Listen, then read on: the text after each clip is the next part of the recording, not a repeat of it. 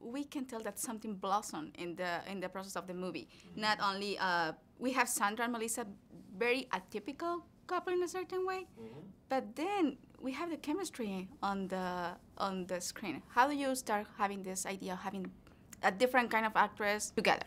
Well, it really kind of came together very, very organically. I'd been told when I got the script that Sandra was interested in playing one of the roles, and I've always wanted to work with Sandra, and then when I was reading it, it just felt like the perfect role for Melissa, and sent it to her, and she loved it, and she wanted to do it. But normally when I do a movie, I'll have audition like the two actors together to see if they have chemistry, but since they're such big stars, we just hired them. And when I went to the first rehearsal, I remember thinking, what if they don't have chemistry? And the great thing was they just hit it off immediately. I think they first hit it off because they're mothers of young kids, so they had that in common, and then they just found each other to be very funny, and they're still friends now. I mean, they're still very close after the film, and I think all that plays on screen, that chemistry. You can't manufacture that.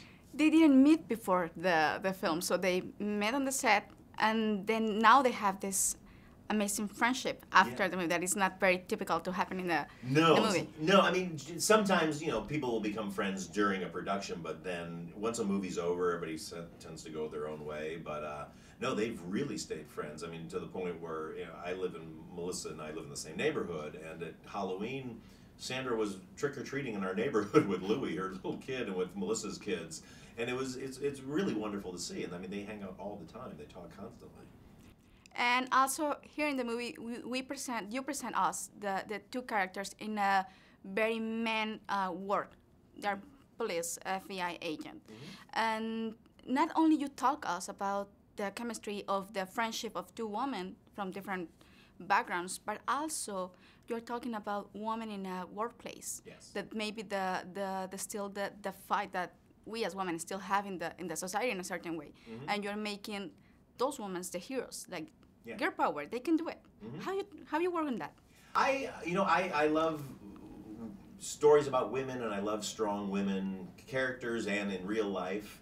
And Katie Dippold, who's a very smart writer, wrote this script that was about kind of these professional women in the workplace, and it really appealed to me because my wife is a professional, and she's had over the years trouble sort of finding the perfect female friend who kind of shared the same point of view that she has. And that's what really appealed to me about this, is it's two strong professional women who are dedicated to their jobs and they're great at it, but they're just having trouble finding their friend because the other women in their lives have maybe gone off and had kids and all that. So I just like the idea of two professional women who haven't compromised, just needing to find their support group. In a certain way, they are misfits, and you also in your filmography and your work, you are always giving people the chance to see the real people. Characters, or like we're still in high school saying this is the geek or this is the freak, and you don't know nothing about them, and you are given the opportunity to see the human part, the real part. Yeah, I love any stories about outsiders, about people who aren't like the coolest people in the room, because that's how I think we all are. There's very few of us who kind of like, hey, we're we got it all wired. Nobody feels that way. I think even cool people don't feel that way. But I love stories about the people that other movies don't normally turn the camera on, because those are all the people I knew and grew up with, and that's who I am. And I think there are more interesting stories out of those people because there's insecurity and there's mistakes that they make, but they also have a lot of heart, and they're really earnest people. And I think there's a lot of comedy to be had out of those people, because those are the funniest people I know are that way too. So I just really like showing people that nobody else really shows at movies. And in this case, we also have the family, the Irish family. Yes. So tell me about that, because we have some hilarious scenes in the movie, like maybe it can be a little bizarre, but in a good way. Yeah, well, it was really important to me since we shot in Boston. I wanted to have a very true Boston feel to it, and all those actors were either born in Boston or raised there, and so there's just a way that Bostonians kind of interact with each other that I find very funny. They're a very no-nonsense place that will just kind of call anybody out on something. Nobody can pretend that they're too cool, or that you will be taken down by somebody else there. So it was just fun to get that dynamic with all those people, and and they're also extremely funny. I mean, Jane Curtin from the old Saturday Night Live, and Bill Burr, and Nate Cordry, and Michael Rappaport, and Joey McIntyre from New Kids on the Block, who's hilarious. It was just really fun to have all of them and let them kind of turn them loose. And then, of course, we have the Latino, the Mexican, Damian Bichir, who we love.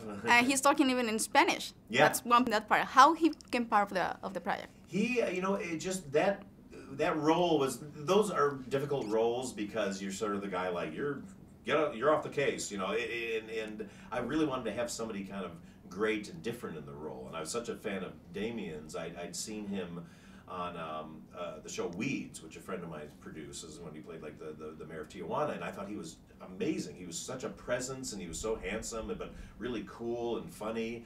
And so I kind of was like, I wonder if he would do this, and then it turned out he was available and wanted to do it, and we just had a lot of fun. And he was a good sport because we had a lot of fun with his accent and all that. But he really embraced it and he was a real trooper. I love him. And we were talking before the interview about the way that you are giving the opportunity to women to really feel that you are part of the woman talk that we have all the time. We are not that proper. We are not that nice. And so I found out exactly. You know us. You can be like the woman interpreter. That's right. I'm the guy who's hiding and listening.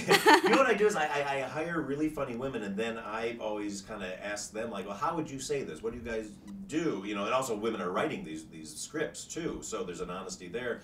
But I'm always vetting everything with my female cast. I'm never saying like say this. It's like I always tell them like tell me if something doesn't feel real, and if they'll say like we wouldn't say that, it's like oh how would you say it, and then what would you talk about, and then so we're really getting their honest personalities coming through, and then I just feel like I'm a fly on the wall as a guy going like oh this is what the ladies really talk like. And also talking about Melissa from Chicago, hilarious on Bridesmaid, you know that hilarious. Fantastic. Here. Does she really talk like that? No. What's funny about her is she's very sweet and proper in real life. And so you turn on the camera and this comedy monster comes out, which is so funny. And then I always say I'm so glad that she's not like her character in the movies, because I'd be like afraid of her yelling at me. But when she's doing it on screen, it's just hilarious. She is really a force of nature. I call her Hurricane Melissa. And how would you describe the movie in general? I'd say it's a very funny movie about two professional people who just happen to be women who are very, very humorous and who have a fun adventure. And it's got danger and it's got excitement. There's a little bit of action, but mostly you're just going to laugh a lot when you come to this movie. And tell me about your next project. I hear that you have The Better Woman. Oh, no, not that. Not that? No, what I actually have written is I've written like a female James Bond that I want to do. Yeah, I love spy movies. I love James Bond movies, and so I really want to do a movie about a strong woman who gets to be a super spy. And so we're just figuring out who's going to be in that right now. I think it's talking about the actual role of women in society, that you are not longer have the housewife. You have to be the housewife, but you have to be also the woman that works outside. The woman that brings money to the house, to the table. I mean, what's great is it should be that women could do whatever they want. If they want to raise a family and stay at home, that's fantastic. If they want to go out in the workforce, that's fantastic. If they want to try to do both, it's great. I mean, there's that new book, Lean In, by the woman who runs Facebook, and I think it's a great book. I really enjoyed reading it because it is kind of saying, you can do these things as long as you work it out and you have a partner who is good at helping out, and it's a 50-50 democracy. Then there's no reason why women can't do anything.